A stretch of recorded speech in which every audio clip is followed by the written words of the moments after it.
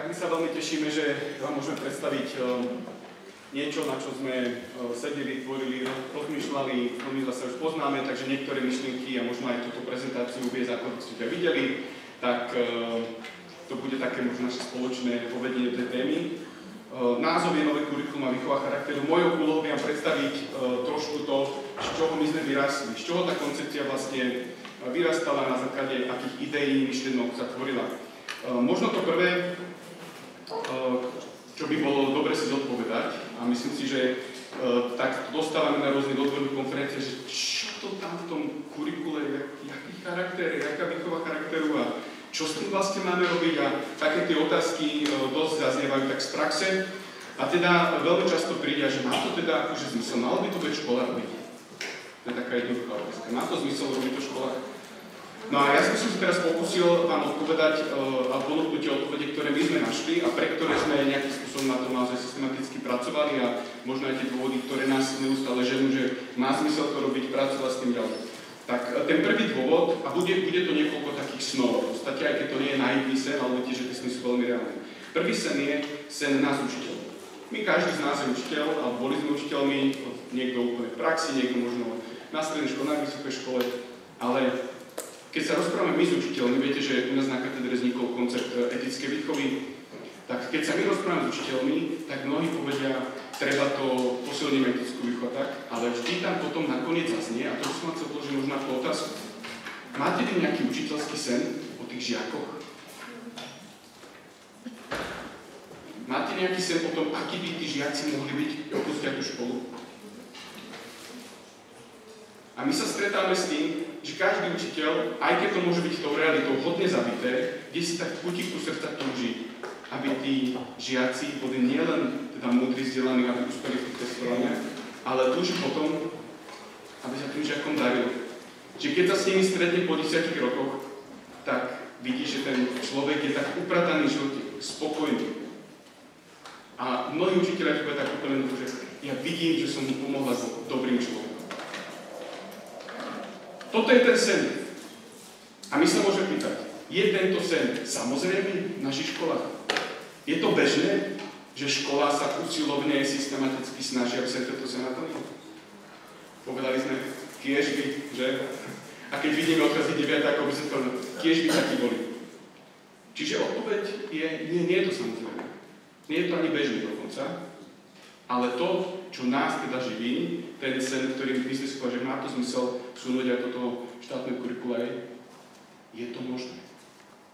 Je možné s touto témou pracovať. Nielen tak, ako si utajene, možno individuálne, ale je možné, aby škola opäť sa vrátila k jednej zo svojich pôvodných ideí, ktoré vznikla, ako spomenuli sme. Takže prvý sen je sen nás učiteľov. Tých konkrétnych jednotlivcov, ktorí snívajú o tom, že tí žiaci budú nielen úspešní v nejakom teste, ale že to budú dobrí ľudia. Druhý sen sa týka našich detí. Toto je náš Dominik, chlapec, ktorý chodí do špeciálnej školy, pretože má Downov syndrom. Toto nie je žiadna fotomontáž, on sa naozaj teší do školy. Teší sa každý deň. Ráno, keď ho budím, tom čo? On sa Dominik. Stávame. Škola? Sa ma spýta on. A poviem, áno, Domčo, škola. Je to pre mňa až také záhadné, trošku to závisí od tých vzťahov aktuálnych, ale rozmýšľam tým, že prečo to tak je. A vidím, že tí učitelia v tej škole si nevšímajú len to, či sa naučil to ďalšie písmenko, pretože má to svoj postup a tak ďalej, ale všímajú sa iné veci. Napríklad, ako tá škola mu umožňuje prehlbovať sebaúctu. Či to nie je pre neho ponižujúce, to, že má nejaký slabý výkon. Naopak vidím, že u nich podporujú sebaúctu. Podporujú vytrvalosť, dôveru, poctivosť. To sú témy, ktoré nedáte v žiadnej učebnici v tej škole. Ale ja vidím, že to tam je. A podobne, keď aj my doma s tým pracujeme, treba s tým pracovať viacej, že? Tak vidím, že je spokojný s tým, ako sa mu tej škole darí, práve vďaka tomu, či my tieto cnosti s ním zažívame, či ich uplatňujeme. Keby sme tlačili na to, že aby tak dokonal napísal to písmenko, ako treba, tak za chvíľku on sa vie teda zaťať, možno to poznáte, By sa nám zatiaľ tam sme nestali ani jeden kročík. Ale práve vďaka týmto cnostiam sa ten sen o tom, že to dieťa v tej škole nie len, a teraz budem ukazovať 3 koncepty detí v škole, nevšímame si len jeho inteligenciu, to znamená jeho vzdelanosť. Nevšímame si len jeho emočnú inteligenciu, emočný pocit, to znamená nejaký well-being, životnú pohodu. Ale ako hovorí profesor Christianson z Jubilee Centra, tretí koncept, ktorý práve preto potom je tá odpoveď, že prečo vychádza tu, všímame si jeho charakter, jeho cnosti. A vďaka ním on v tej škole je prosperujúci. Nie je možno tak výkonovo, ale ako dieťa. Že v tej škole to baví. Že druhý sen, ktorý nás živí, je sen o deťoch, ktoré v tej škole prekvitajú. Nie len na úrovni testov, ale ako ľudia. Ďalší sen snívate vy školy.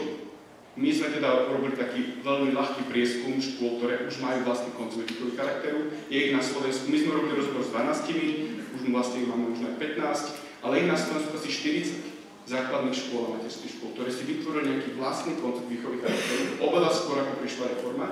Tu sú odpovede niektoré z nich. Základná škola bez penálty. Prečo? Odpoveď na otázku, prečo tam máte charakter? Preto. Základná škola Narnia Pezinov. Základná škola Nová Dubnica. To sú len 3 ukážky a my už to bolo pred asi 3 rokmi, takže by sme vedeli teraz doplniť ďalšie. Čiže sen samotných škôl o tom, že deti v školách nebudú zažívať len dôraz na vzdelávanie, ale aj na ten osobno-estický rozmer. Ten sen nám potvrdzuje výskumy. U nás na Slovensku za chvíľku bude Martin Bestovanský prezentovať aktuálne ukončený zber dát veľkého medzinárodného výskumu, ktorý skúmal názory rodičov a učiteľov na výchovu charakteru. My sme pred 2 rokmi robili náš vlastný slovenský výskum, čo si rodičia myslia o morálnej výchove na školách.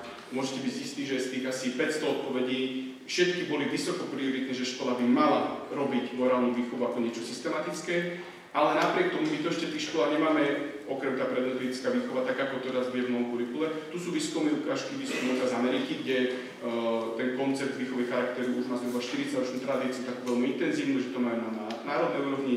Podobne to majú aj v iných štátoch aj Európy, s ktorými vlastne spolupracujú.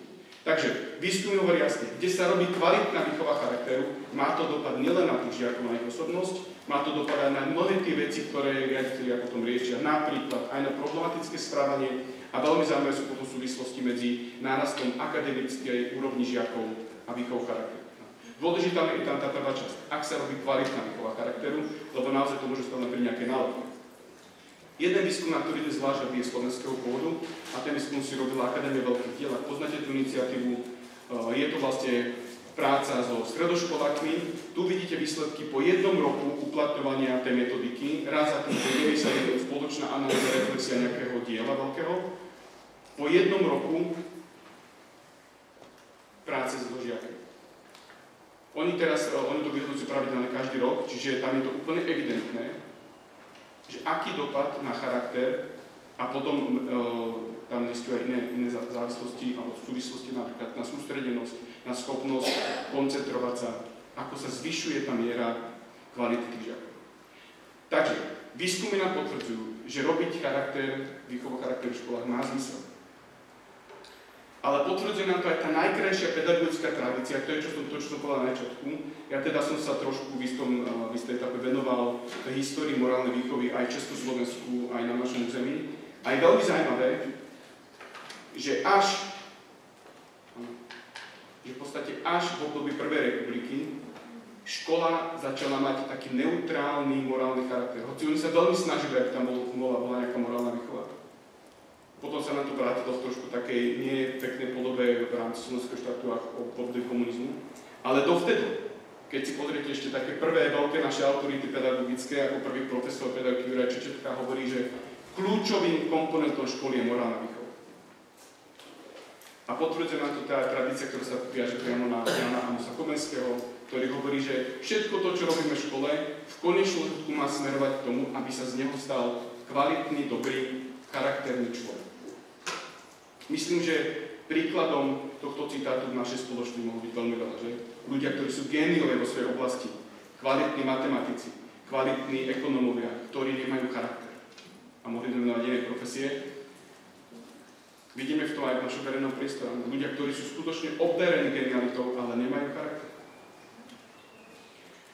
Tak, toľko také sny, možno tak zvonku, ale myslím si, že jeden taký dôležitý sen, ktorý živí práve túto koncepciu, sa týka aj nás samých. A to je sen, ktorý vedie práve v tejto myšlienke, že kdekoľvek náš vlastný život kvitne, vyrastá z cnosti.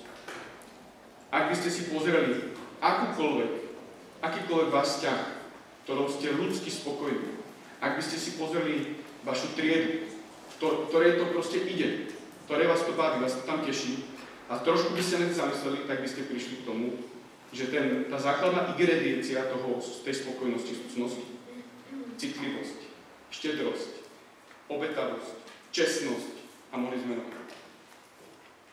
Čiže tu vidíme nejaké také naše základné motívy, že prečo vôbec o tom uvažovať. Ale keďže my sme trochu akademici, tak nás k tomu viedli aj veľmi zaujímavé výskumy v tých troch základných humanitno-sociálnych vedách, ktoré sa dejú a ktoré súvisia vlastne s našou odbornosťou do pedagogika. V prvom rade filozofia, ktorá veľmi dávno bola naozaj to kľúčovou pedagogickou vedou. Za posledných 40 rokov si v rámci deň filozofie tieto otázky alebo tieto pochybnosti zniesli. A to, že nestačí konať dobro len podľa nejakých noriem a príkazov.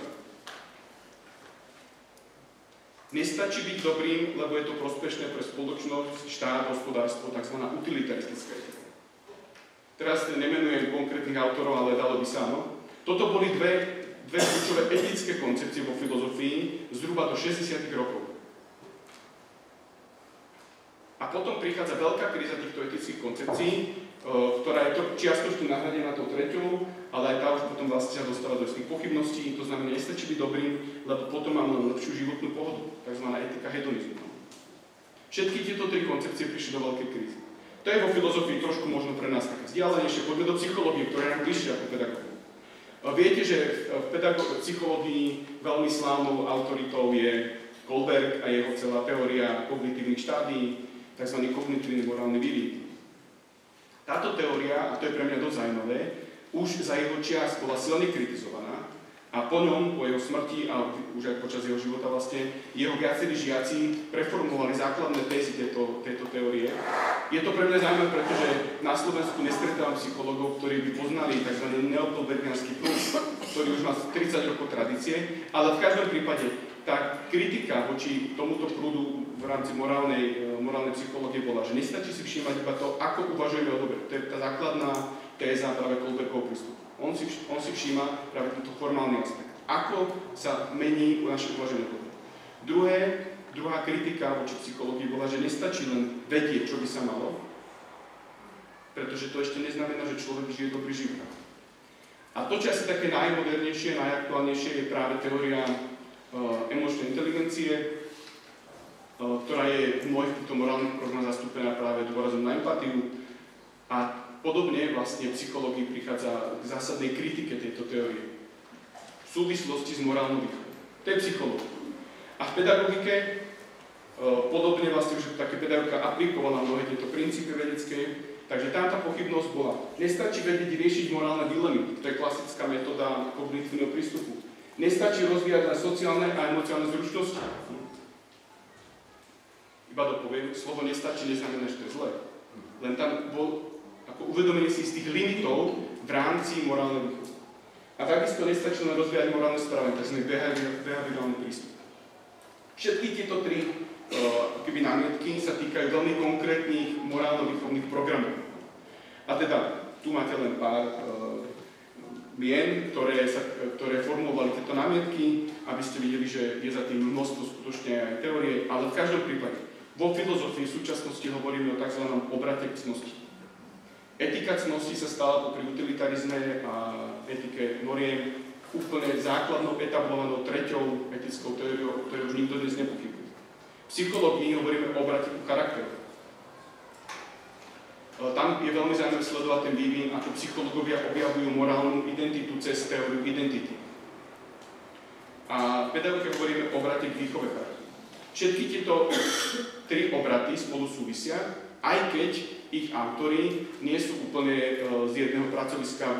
Veľmi je to zaujímavé sledovať, že to vzniká úplne ako tak na rôznych častiach sveta, v rôznych časoch, veľmi obdobné hnutie, ktoré vlastne v konečnom dôsledku sa spája. V súčasnosti, to teda, ako ja poznám túto problematiku, tak vznikajú veľké interdisciplinárne týmy. Každé centrum, ktoré chce vychovať charakter, v podstate v sebe zahrania tak filozofov, ako aj psychologov, ako aj pedagogov. To je možno trošku výzva pre nás, že zdá sa mi, že na Slovensku ešte stále sme takí trošku, že každý si chce udržať to svoje.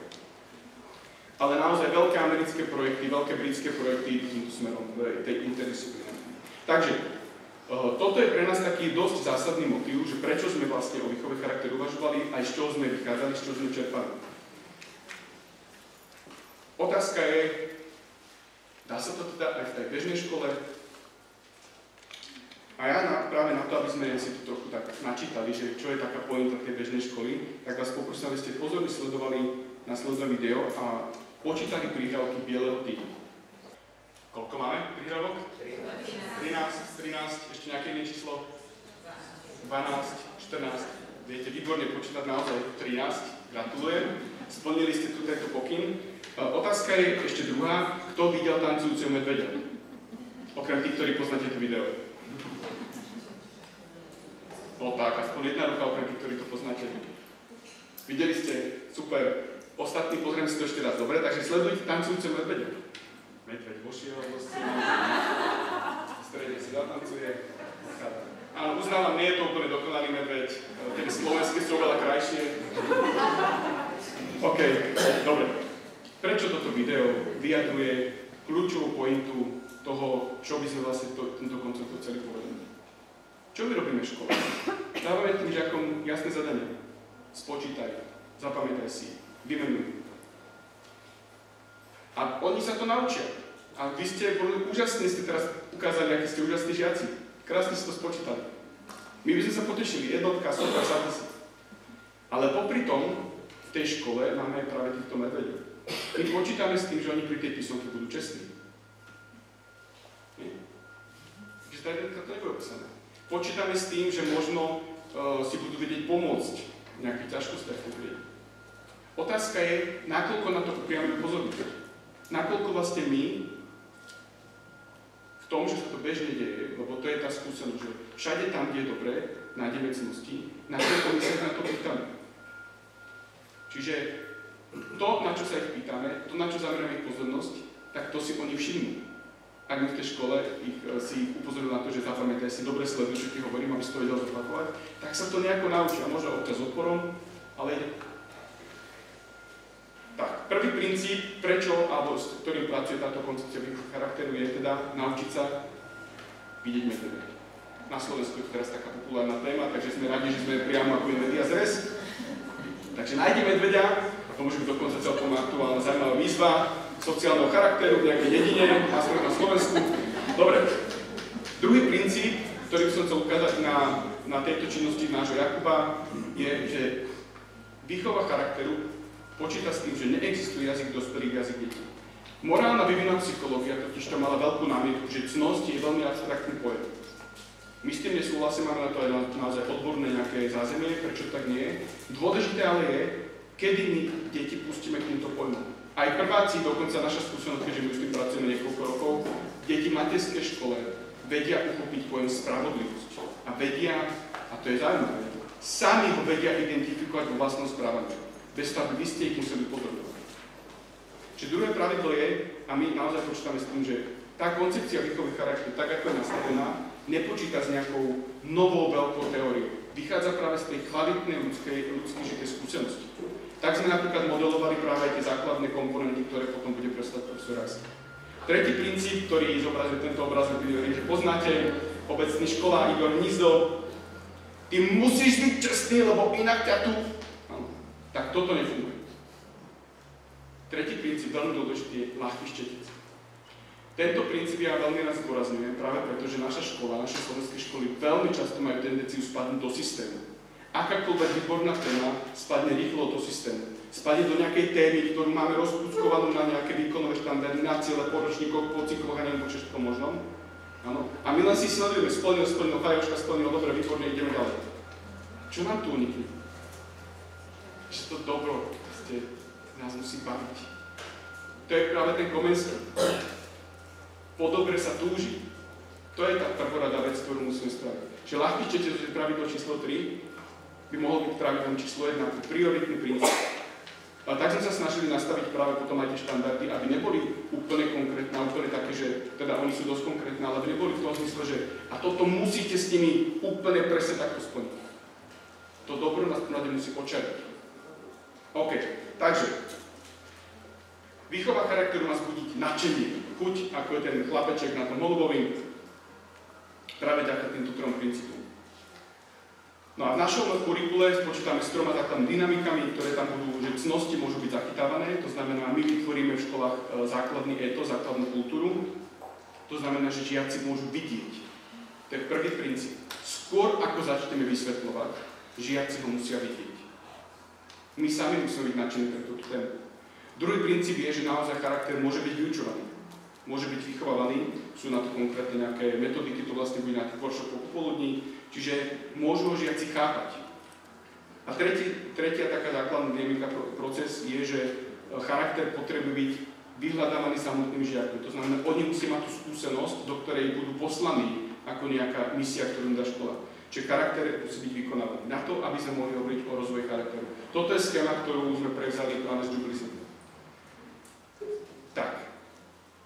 Nová koncepcia charakteru teda v prvom rade sleduje jazyk cnosti, učíme deti porozumieť význame cnosti a v druhom rade, a to je veľmi zaujímavé, môžeme využívať na rôzne ďalšie, vyššie pedagogické účely. Napríklad sebarozvoj, spätná väzba, triedny manažment a podobne. Ako teda v novom štátnom vzdelávacom programe? A tu by som teda odovzdal slovo už Andrejovi. Ďakujem.